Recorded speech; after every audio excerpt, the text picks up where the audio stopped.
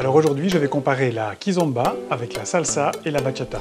Esta vai pros boys atrevidos. Vous qui dansez les trois styles ou qui avez envie d'en choisir un plutôt qu'un autre, je vais vous donner quelques arguments qui vous aideront peut-être. Je l'ai abordé la semaine passée, on parle souvent du concept SBK comme si c'était une alliance naturelle, alors qu'il y a déjà une grande différence de base. Salsa et bachata sont de culture latine, alors que la kizomba est de culture afro.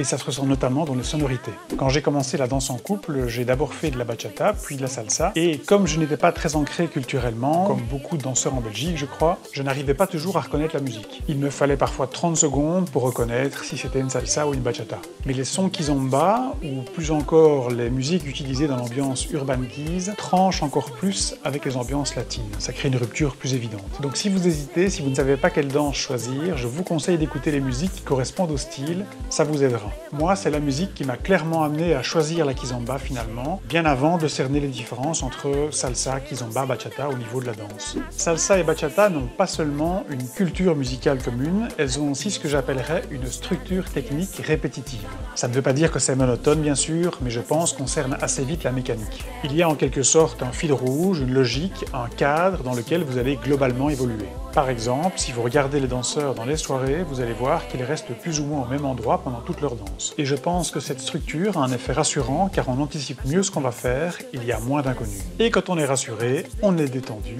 et on profite plus. Donc en salsa et en bachata, vous allez avoir ce sentiment de sécurité qui va vous aider à évoluer sur toute la musique, sans pour autant avoir besoin de faire 36 passes différentes. Vous serez aussi plus disponible pour partager avec l'autre ce que tout le monde recherche a priori dans la danse en couple.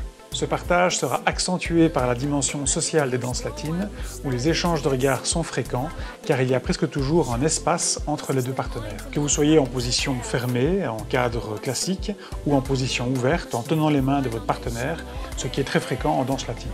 Et en plus de cette distance confortable entre vous et votre partenaire, les sonorités latines, souvent festives, vous encouragent à sourire à l'autre, à vous détendre, et à créer très vite une complicité. En kizomba, c'est très différent, on est plus proche du partenaire, c'est une des caractéristiques qui rendent les débuts plus laborieux. Mais ça, on en parlera la semaine prochaine. Ciao! Não deixa morrer. Tá bom, bom.